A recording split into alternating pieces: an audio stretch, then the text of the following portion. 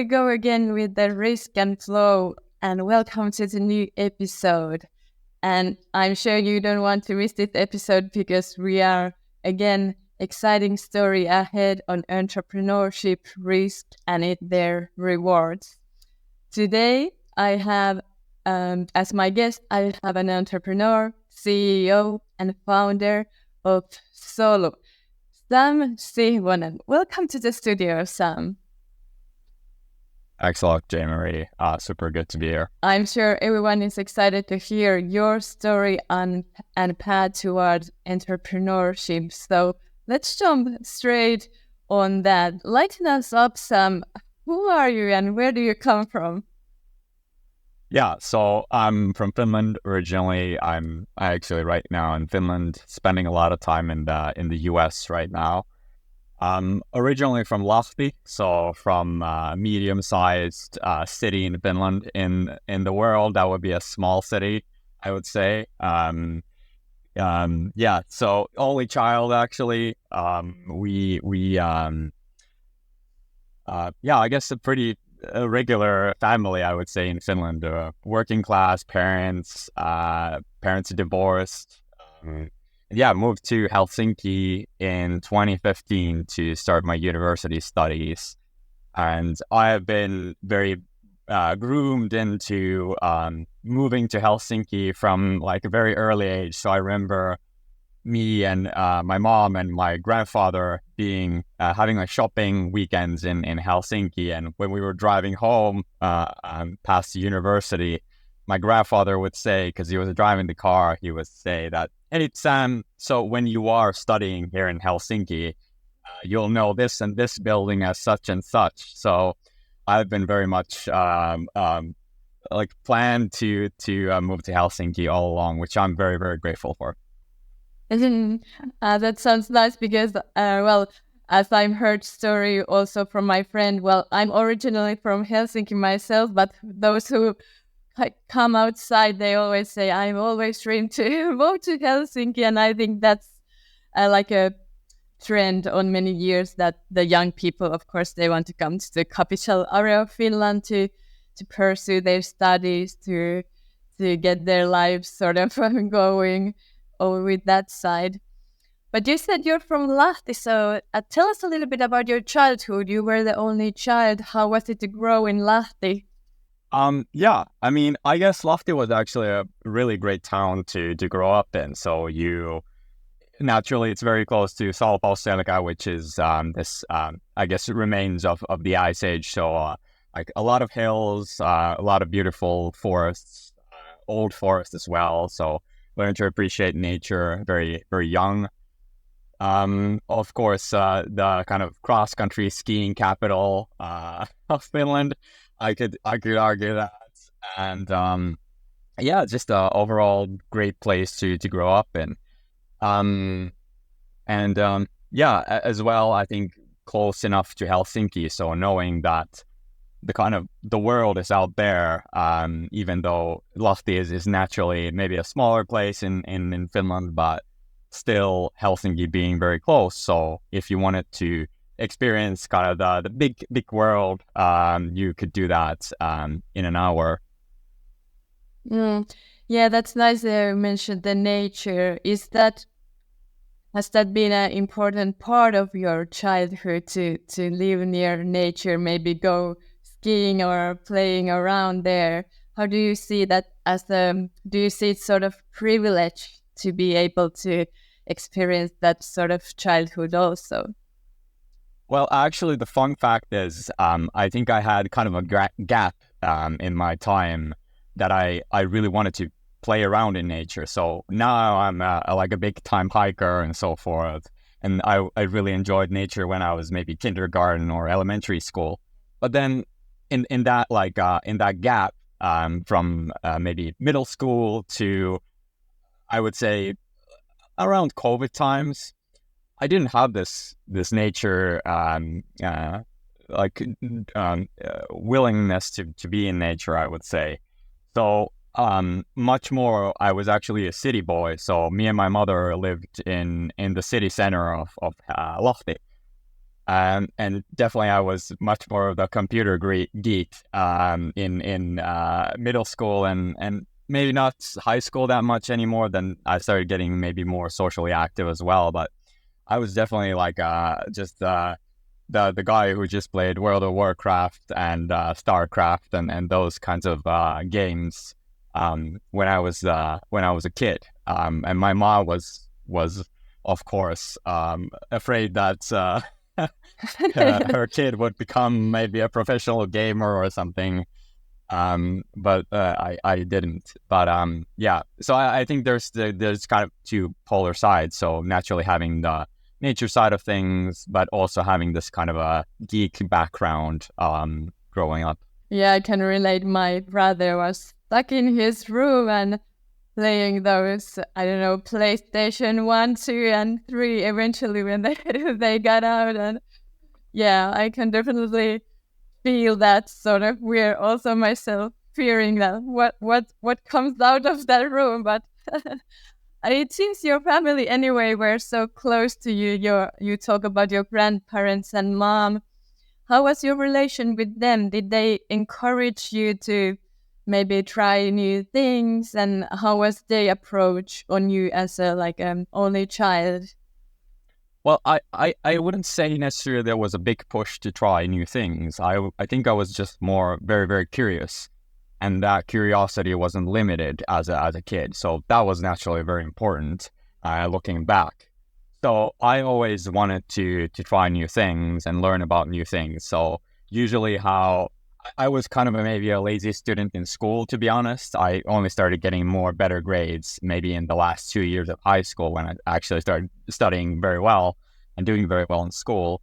But before that, I was much more of this kind of a self-learner. So coming back home from school, I would open maybe Wikipedia and read a few articles, and then do my gaming session for the evening. But yeah, I was definitely this kind of a very curious kid, and of course still am. Really love learning about all kinds of subjects. If we dig just a little bit deeper on that side of you, can you tell why? Or sort of why you feel like you've been curious? Is there a lot new things when you've been grown up, there's coming internet and all that, or is there something inside you that you always wanted to dig deeper on things? Good question. I think it's a combo of both. So naturally the internet and so forth have had a huge effect on me personally, of course, as well as everybody. But I would say I do remember when I was maybe first grade. So I learned to read in kindergarten, I think. So 5 years old, I learned to read. And remember the first times I went to the library with my mom in Lahti. And I remember there was this book that I think I loaned maybe 3 to 5 times in a row. And it was just this book about everything. So it's kind of this children's encyclopedia type of a thing. So it had everything from anatomy to physics to chemistry to literature and so forth. And I remember I just kept reading that when I was a first grader. So I think that's one of the first memories I have of my personal curiosity. I am sure my parents would have even earlier memories than that. But yeah, that's my personal. I guess why was your question. So was probably more about just the personal feature. So I don't know what it is, but yeah. Yeah, it's interesting when you just get those remarkable moments, even though they are like a small ones, but you keep the memory on those, like the book you just described. And it seems it goes or carries on this sort of nature in you that you are a curious person. It still carries on as you grow old. But then we can jump to the Helsinki. What happened? You decided, or you get your dream come true to come Helsinki eventually to pursue your studies to high school, right? To university. To university, right? Okay. So you were How old were you then? 18 already?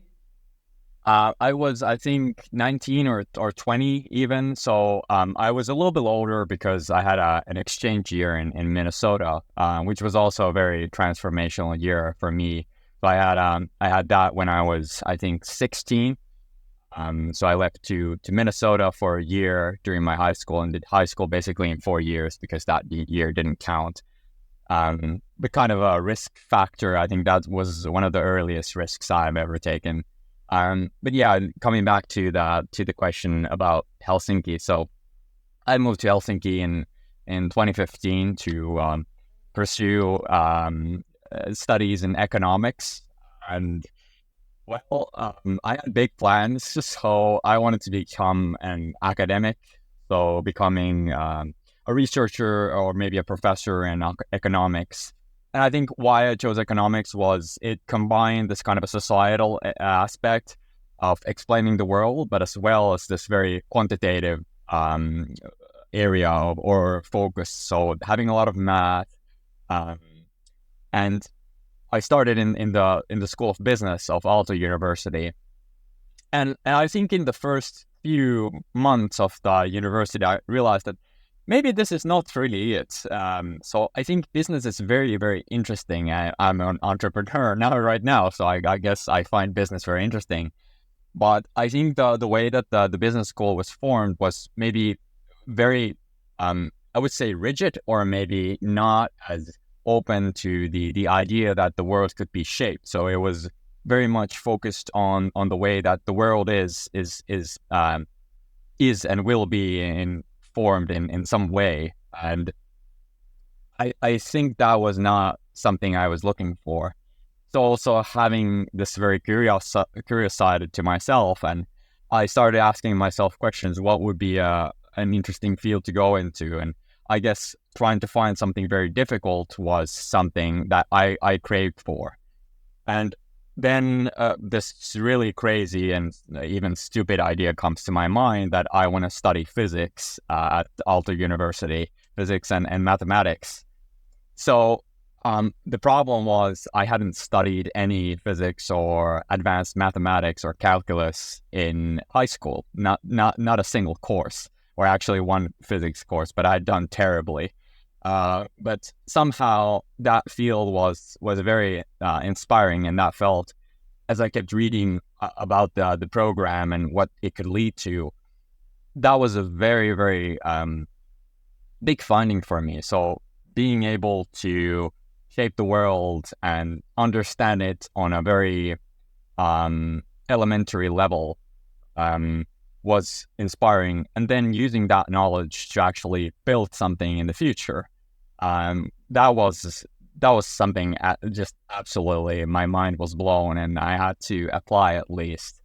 So then the first year of business school, I was studying in the day, doing my economics or business studies, and then in the evenings I did studying for the exams in the spring, and studied for those for about 3 to 4 months. And in the weekends, I actually worked at Eureka, which is this science center in Helsinki, or Vantaa actually. And that was also an amazing experience. I actually got to apply a lot of what I learned during the week, studying physics and mathematics. So that was also a pretty big change for me. This kind of a crazy idea, another risk, I would say, that I've taken in my life. That's really kind of surprising to hear that you went to study business and they sort of lock you in on those kind of world image, that there's no room for, expand it or think differently. But you take the leap to, as you said, you didn't feel it was for you, and you wanted to something else, and choose this. You chose a really different path. And how was it? As we talk about the risk taking, did you feel kind of an urge to switch your area of studies, or it just didn't feel right? And did you eventually get in on that? I actually didn't get into the engineering physics program at Aalto. Yeah. So unfortunately I didn't, but fortunately I got into the computer science program. So that was also a huge luck factor for me. So that was my second choice. In Finland, you can apply for, I think, 5 choices in the order that you prefer, and computer science was second. And some of the computer science students that were freshmen with me, they had been active in this entrepreneurship society in the previous years, and of course that leads to yet another path. So I'm opening up all these doors, I guess, right now to go to. But yeah, so I think that I consider myself lucky in that regard as well. So I think if I've gone into engineering physics, I might be a researcher in physics or mathematics right now. I wouldn't necessarily be an entrepreneur. So getting into the CS program was very, very fortunate for me. Yeah, wow, that sounds really interesting. And also you can, as you mentioned, there's always open possibilities. Then you can, when you're young, you can choose and try things out. If they don't work out, of course, you can switch the plan. You mentioned those risks already on the young age. Have you considered yourself a risk taker, sort of, or is it something, yet again, it comes naturally for you? Or well, nowadays, yes. I think it's a good question whether I've been that always. I would say no. So I think as a child, I was actually pretty fearful, or not necessarily fearful, but maybe not the person who kind of throws themselves at things. So yeah, and I guess that started changing around the time that I went to the exchange program in Minnesota. I would like to hear a little bit more about that journey. Can you just tell us, like, how was it and how did you choose that place? How was the process to go on exchange? Yeah, so before leaving, for a few years, I had this dream of having this kind of an American high school year, or at least being an exchange student somewhere. And then the opportunity arose, and I applied to a program that took exchange students abroad to the US and applied. And you don't actually get to choose where you go other than the country. So the state is given by the program, or a family actually chooses you. And yeah, so I was selected to go to Minnesota by a wonderful family that we're still in touch with. Maybe not as much as it would be nice. Partly because I'm bad at keeping in touch, but we're still in touch. And I actually visited my younger host sister's graduation party last summer. But the experience itself was very, very, very important, I would say. So as mentioned, I was the only child. We didn't have pets, and my parents are divorced. And then I go to Minnesota, and all of a sudden I have 2 host parents. I have 2 host sisters. The host mother's mother, so host grandmother, is living with us, actually. We are living in the middle of the country, where in Finland I was a city boy. And we have 2 horses, we have, I think, 2 cows, we have some pigs, we have chickens, and we have 3 cars. So me and my mother lived in the city, so we didn't even have a car while living in Lahti. And of course that shapes you in a lot of ways. So just being able to see very closely that this kind of a life exists, and it can be wonderful, it can be amazing. And yeah, I think the Minnesota years, the most important things happened, or the most important learnings happened at home, at the farm, or I wouldn't say farm because my host parents were farmers. So my host mother, for example, was a university professor in ecology.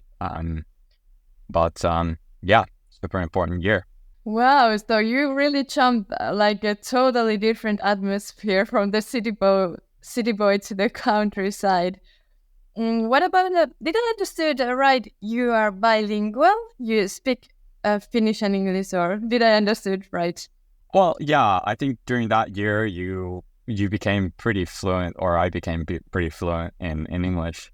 I think it has deteriorated a little bit, so I'm not as Yeah. fluent as I used to be. Naturally, I speak a lot of Finnish with my friends and then family. So yeah, but yes, I would consider myself maybe Yeah. bilingual. I would like to Yeah, be that's one. bilingual with Swedish, but unfortunately, I'm not. Me too. I love languages and culture. That's why I would love to like sort of know what excited you to go there and why, and what actually you mentioned the biggest learnings came from the at home on the farm and described. What was the biggest learning? Would you describe us to that? Yeah, absolutely. So I think the biggest learnings are being able to do things very manually. So naturally, we lived on the farm. The animals needed to get fed. So me being the oldest child, so my older host sister was, I think, 12 at the time. I was 16, and the youngest one was, I think, 6 or 7.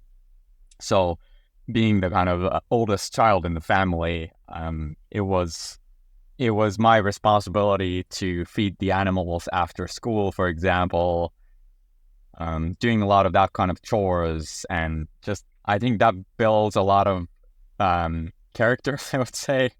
So scooping pig poop, for example, in the in their home and so forth, from the pigs, or not not in the home, in the pig's home, I mean.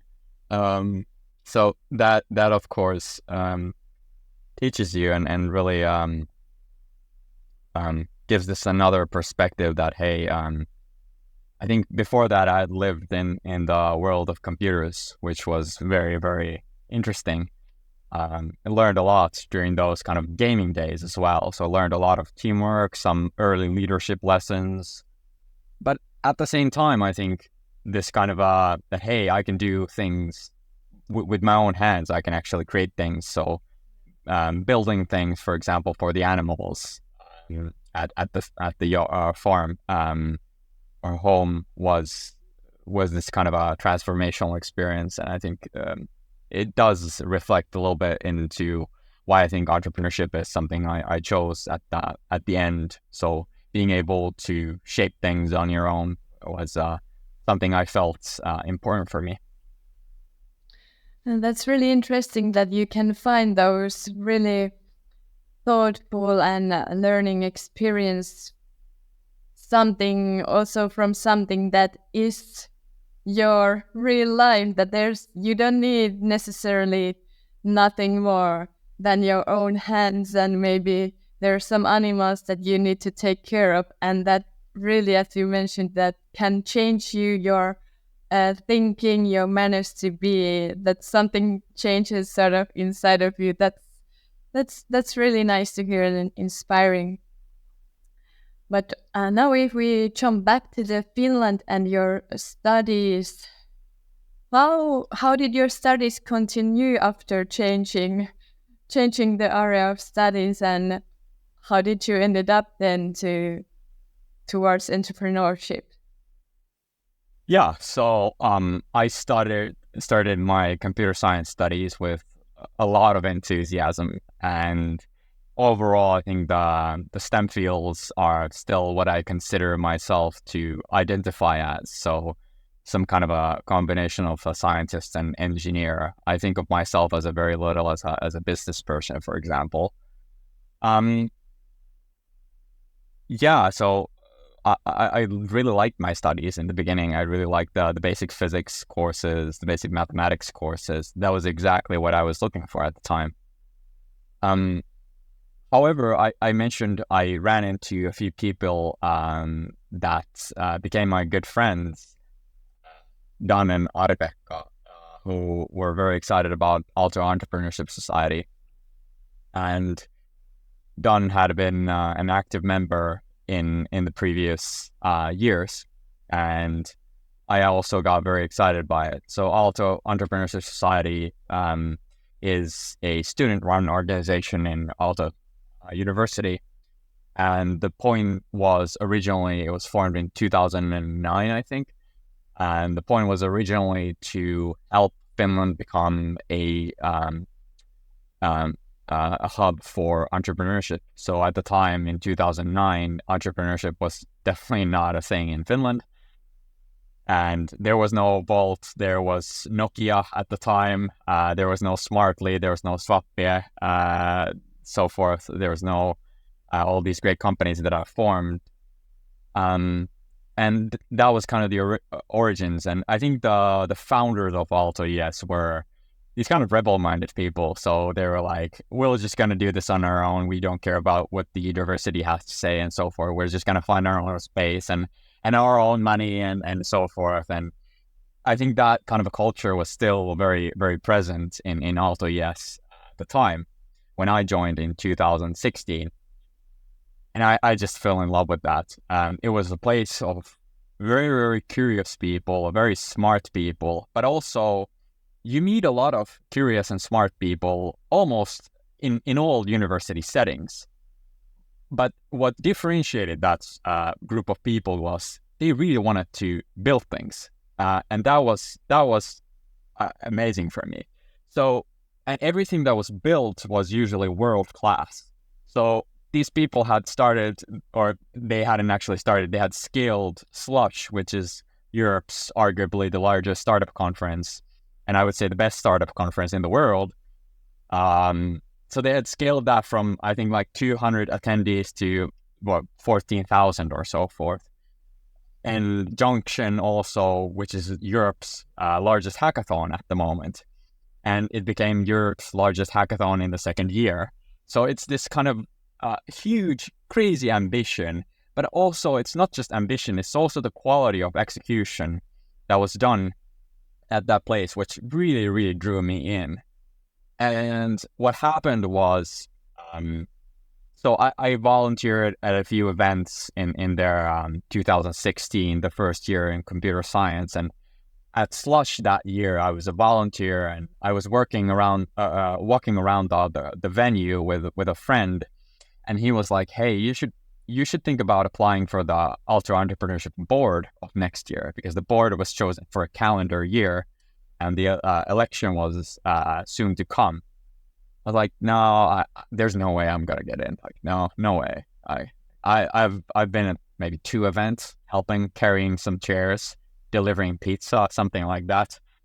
But then somehow he convinced me to at least try. So the president of that year who was elected was Antoni Anjabonam, who was actually running Veri at the moment. He interviewed me, and he was crazy enough, or I don't know, maybe foolish enough to choose me. He made a huge mistake. No, I'm just kidding. I'm super grateful for him that he did that. And that's how I got into the Aalto board. And during that year in 2017, we started Kiwa's Accelerator, which is still going, still doing really well. Has had some great companies going through the program, and also other events like Dash Design Hackathon, and some others as well. I think that was a huge risk, because we actually, all the board members, put school on hold for that year. So that was a big decision, but at the time it felt absolutely right. And looking back, it was a much better decision than I had ever expected. So naturally that year, I think there's kind of these few phases in my life that have been very transformational. So one, of course, being the exchange year, second being the shifting from majors of economics to the STEM fields, and then lastly is of course Aalto-ES. So all of them are very close to each other. They're super, super important looking back. Long answer, but it's a long story. Yeah, that sounds interesting that when you have this moment of doubt on yourself, but then brain just sort of convince you, just come on, try this out. Maybe they see something in you, maybe you don't even realize, because they see you outside, they just see your potential sort of. So that's always amazing how friends can also positively push you and affect you. And you said that it was sort of also a risk to apply and then put your studies on hold. What eventually made you do that decision, take that risk again to start something new? I think it was very much an intuition. So, like I mentioned, the culture that was surrounding Aalto-ES. So, I felt like that would be kind of my group of people that I wanted to learn from. And of course, the best part was none of us had done the year or the board year before that. So all of us were beginners in that sense. So that thought was so strong that I wanted to give it a shot. And yeah, good thing I did. Again, we got to that word, intuition. It's been mentioned a lot of times during this episode, and almost everyone tells me that I felt something. I counted on my intuition, my gut feeling. Do you trust your intuition or the feeling when you do these kind of big decisions? I would say I do almost all big decisions at the end of the day by intuition. I usually take pluses and minuses if there's other options, but I think looking back, a lot of these big decisions like starting Solu, Aalto-ES, Minnesota, switching majors, all of them have been these kinds of intuition decisions. So absolutely, I trust my intuition. I think, of course, there's a huge positivity bias probably there. So most likely, I'm not counting a lot of the times that my intuition failed. But I think so far we're on the plus side there.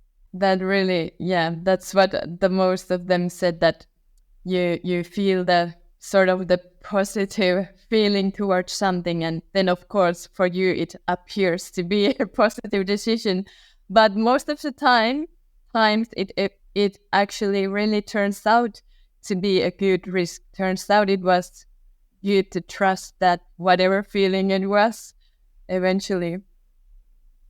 But the board year, what was your task and goal, and what happened after you finished the year on the board, or the entrepreneurship board?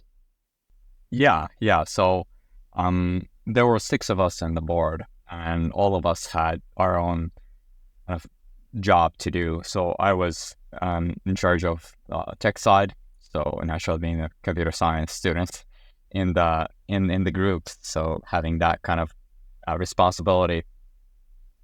But I think in the first few weeks of the year, we really thought about what we wanted to accomplish, and we felt like Slush had done an amazing job at attracting international venture capital and investors to Finland, really lifting Finland to the world stage in that regard. However, Slush was of course, it's one piece of the puzzle. So you also needed some other ingredients, like Slush is the capital. It's a lot of other things as well. It's inspiration. It's a place to potentially meet co-founders and so forth. but mainly it was started to do investors or introduce investors to Finnish founders and so forth. And then there's, for example, Junction, which is attracting people to do hackathons.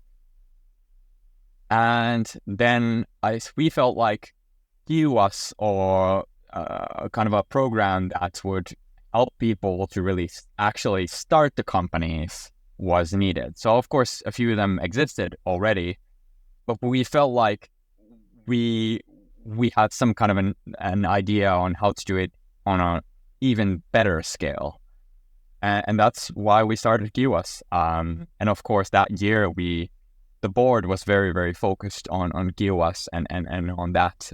We of course focused on other projects as well, but I think that's the one that we focused on the most. And after the GUS also accomplished, I guess, a lot of things. You've been getting the companies established, working with many people. When you get the idea of Solu, how did you become an entrepreneur at the end of the day? Yeah, so another kind of a risk-taking moment. So you asked about the end of AltoES as well, and this is kind of linked to a series of events. So after AltoES, I was kind of looking for what could be an interesting thing to do, and I thought about starting a company back then, but I didn't really have a good idea. I also felt like I wasn't necessarily ready to start a company yet. I didn't have the skill set necessarily. I knew some people that from the ecosystem, for example, but I knew like deep down inside I knew, even though I probably told myself I was ready back then. But you also kind of know when you're ready. And what I wanted to begin was actually study medicine as well. So you can see that there's been this huge amount of studies. So this is the kind of third phase in my studies. So I had done my bachelor's of computer science, and then I thought about what to do next. And really, my vision at that time was to become a doctor that combines technology and medicine. And I wanted to study medicine. So then I actually applied a few times and got in 2021. But I think the idea of a company really kept in my brain. And I think it shaped over the years. Of course, I had the chance to work at Meru Health, for example, which is this Y Combinator alumni company, for 3.5 years, and learned a ton there. But Solo, how that was originated was I was in medical school during the first year, and I went to an event about antibiotic resistance and epidemics in the future. And fun fact is, the same friend that convinced me to go to AltoES actually asked me to come to this event. So what a coincidence. And this event gets me very, very excited, or even anxious in a way. So I realized that this is gonna have this huge societal impact, antibiotic resistance, and of course, all of us having lived through the pandemic, all that those will play a large part in our future, unfortunately. And some kind of solutions were needed, pun not intended, with solutions and Solo. So I kind of start Googling, again, studying in the during the days, doing some Meru Health work in the between, and then Googling or Wikipedia, so forth, research studies in the very late evenings, reading through the articles, getting to know the space. And I realized that genomics is going to have this huge impact. So it seemed like the data volumes are growing at a massive scale. So doubling every 2 years or so forth. Not as fast as Moore's law or so forth, but still very, very quick. And I start to get an intuition that this might be it. This might be it. So this is a problem I'm very, very deeply interested in about. I kind of want to solve it. It seems like there are solutions possible, and it seems like I could be a good fit to actually try to solve this problem, at least in some capacity. Of course, we can't solve pandemics or antibiotic resistance altogether, but at least alleviate it somehow. And from there on, I just started thinking about who would be a good co-founder, what would be a good product. And I think this vision starts shaping that this genomics data needs to be somehow managed. There's going to be more and more of it, and it's pretty hard to actually analyze it at the moment with bioinformatics tools. Usually, they don't scale very well, and they're usually not necessarily fast enough.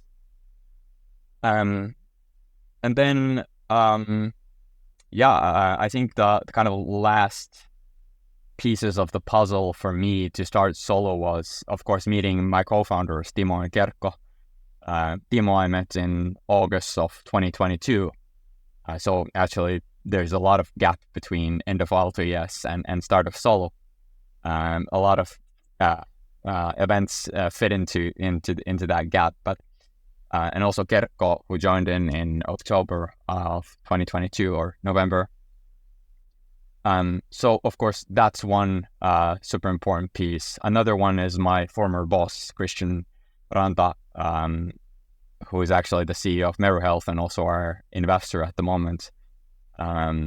He said that when I was actually explaining this idea that I had, he said, This sounds very interesting. I've heard a lot of company ideas from you, Sam, but this actually makes sense the most. That you should probably try this out, and if you actually succeed and go or have a meaningful progress in this, I might consider investing as well.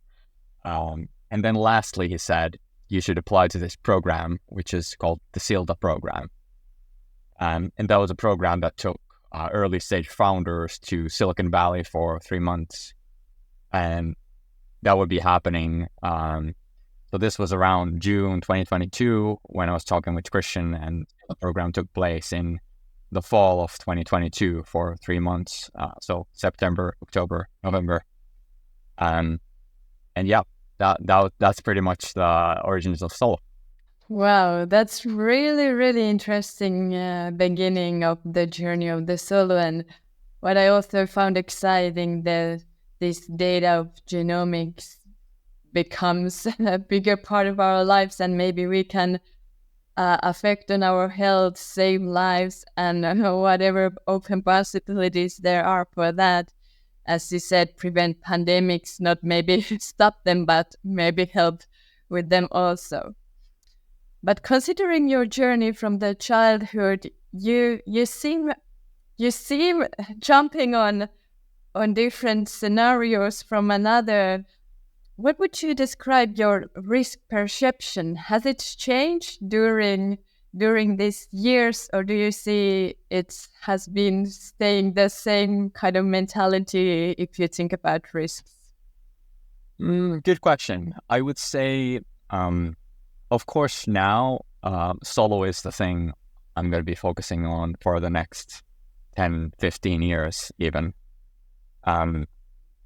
So there's no risk play there for personally that I would jump to another thing. So I know this is it.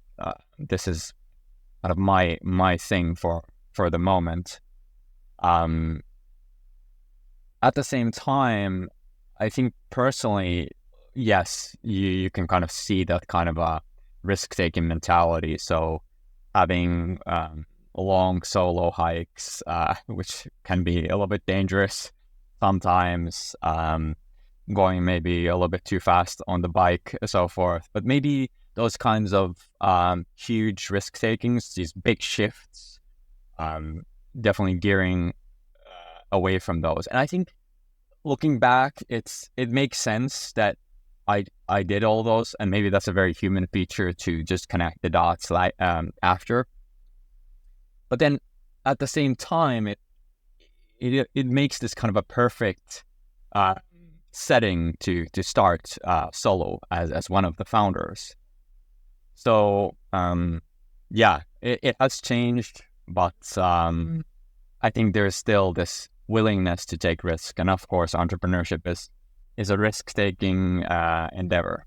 Oh, you mentioned these solo hikes. I'm curious, what have you done? Because I also love going nature. I love hiking. I love swimming on those kind of ponds on the top of the hills and all that. So I'm curious to hear what have you done there? Yeah, for example, I've hiked over the Alps alone. So there's this route that goes from Oberstdorf, Germany to Meran, Italy. So that took, I think that was 6-7 days, just before I actually started Solu. So that summer before I left to seal the program. That's one example. There's been a few others as well, but I think that's been the highlight. That was almost a spiritual journey, I would say. Being very alone, having a lot of time to think about what kind of an adventure this would be, and also just taking yourself physically from one place to another, going over that mountain range. And there's of course all these analogies to entrepreneurship. So going over a lot of hills and then going down at some point as well. So yeah, I think that's the best one that comes to mind. Really inspiring, and I can relate to that spiritual feeling that you get when you maybe out of nowhere without not reaching people that easily maybe, and you get to think you are with yourself. You need to be with your thoughts, with your body, getting physically one place to another, and sort of you get this sort of, I think it's kind of freedom, you know. You're not depending on anyone. It's only you, and it's kind of this spiritual and maybe meditative state sort of. That's really inspiring, and I think many of us who have done those things really also learn a lot from themselves, and you can transfer those things more than that to the entrepreneurship that you already done this work with you, sort of. And that's really one thing I would recommend maybe to try out someday, to go somewhere place alone. That's not, maybe nowadays you don't get to experience a lot. But Sam, your nature, I feel I got really inspired by talking with you, and you really have this entrepreneurship mindset. What would you say somebody that maybe considers to become an entrepreneur, to try new things? What would you say somebody to maybe is afraid of taking that risk? I think it's an interesting question because at the same time, I it would be a generic answer to just say that just take the risk, whatever. I kind of want to be a little bit of a contrarian here, so I think being careful is also important in life. Knowing your strengths, and if being more cautious is actually one of them, then utilizing that. So I think surrounding yourself with people who have maybe a different risk profile than yourself is pretty healthy. So just thinking, for example, from the three of us that are the co-founders of Solu, we are very different risk profiles. I think we're all risk takers because we're starting a company, an early stage, joined an early stage company as founders. But at the same time, there's difference. So I wouldn't want to say just do it. I think entrepreneurship is an amazing career, but at the same time, one should really think about what they're starting. So I think I might have a bias towards saying that yes, it's a great idea because I just took this huge risk. At the same time, I got very, very lucky. So being, I think born in Finland, meeting the right people at the right time, knowing the right people at the right time. So being very, very lucky in those regards. So I think it's always in starting a company is all about timing. So like I mentioned, I would have been very foolish to start in a bad way, foolish to start a company when I was leaving Aalto. Yes, I didn't have an idea. I didn't have anything, any co-founders whatsoever. Not or having a profile, for example, that would attract capital very quickly. So I think then it was just not the best fit at that point in time. So I'm actually kind of advising against what you're asking me to to advise, but I'm doing that intentionally because yes, like Finnish people should be, especially Finnish people should be a little bit more risk takers.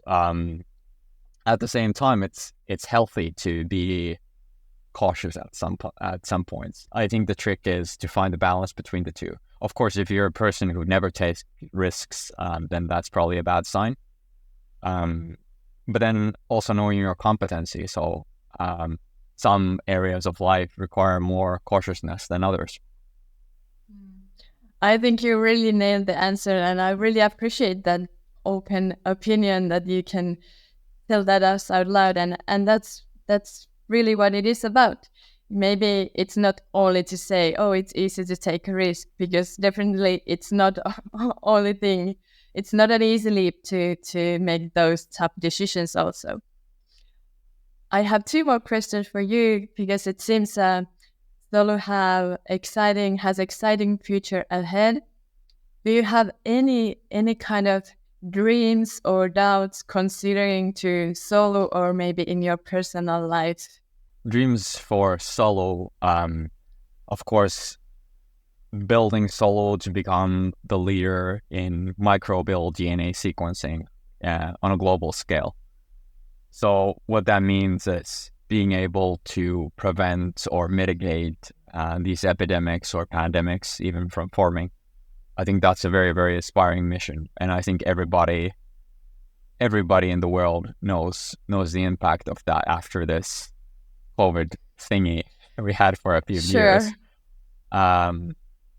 Even though there's a lot of AI buzz and so forth, I still find these kind of existential questions, or not necessarily an existential question, but very, very crucial question to humanity. And having the society shut for a few years every 25 years or 20 years is probably not a very good thing. So I think that's what really keeps me going, and that's kind of the dream, building this leading company in that capacity. Maybe fears. Of course, there's like day-to-day fears. Actually, not very afraid at the moment. There's always concerns. Like you're concerned about everything as a founder all the time. But I wouldn't say there's like a big thing that's worrying me all the time. I'm actually very, very hopeful, very, very positive about the future. I'm also a very optimistic person by personality. Personally, I think super focused on Solo. I think a fear might be that also what we've discussed as founders as well is letting something consume you, and then that is starting to affect the thing you're building negatively. So that this kind of a Citizen Kane type of scenario where you're just accumulating wealth or success, and then you're really asking yourself, what was it all for? Or maybe power is the right term to use there. I think that's kind of a fear personally. So kind of being, I guess, a good person means a lot to me. and what dreams I would have personally, I like mentioned, solo is of course number one. Really focusing on that. Trying to take care of my friends and family. And yeah, yeah. I think that's it. How lovely it sounds, and I really hope, and I truly believe that solo has or open up a really different future for us. As I myself was on the lockdown in Spain, so on the melting spot of COVID, so to say. So I was experiencing that the hardest, the hardest part of the COVID maybe. But anyway, now we are past that, and I hope, and I can really already see that Solu has solutions on that. But last question for you, Sam. At the end of the episode, I would like to ask you, who would you like to see and hear as a guest in RisknFlow? Is there somebody that inspires you? Yeah, so of course, our day zero believer, also a good friend of mine, Christian Ranta from Meru Health. I think he's an amazing leader. First of all, he's a really good person. He's one of the warmest, or maybe the warmest person I know. And he's also has the ability to build such a company like Meru Health, which is Y Combinator alumni, and built a healthcare company which is co-founded in Finland that does business in the US, which is extremely difficult. So I have a lot of respect for him and would love to hear his thoughts. Wow, that sounds interesting. I might hit him up also and to hear his story and risk and all that transformation from Finland to US, as you mentioned it, not the easiest path always to go. But Sam, I want to thank you to being here today and share your inspiring story. I'm really touched by you as a person, as you seem really, like you said, you are a risk taker, but I get the feeling you are really ground to earth person. You really love the nature, you love your family, you care people around you, but you have this ambitious and risk taker side that you really want to change the world, change the future of our life, and more importantly, affect on our health and create a better future. Thank you for being here, Sam, today. Thanks a lot for the kind words. Almost makes me a little bit emotional to hear that. And also, I think a Finnish side, it's always awkward to hear good things about yourself, say it out loud. So thank you. Thank you. I'm also an emotional person, so I'm already tears in my eyes now. But anyway, thank you, Sam. I really appreciate and be grateful you to be here today. Thanks, Jane Marie. Yeah, I really appreciate it. And thank also for listeners and viewers to share the episode, and stay tuned for next episodes to come. Thank you. Bye-bye.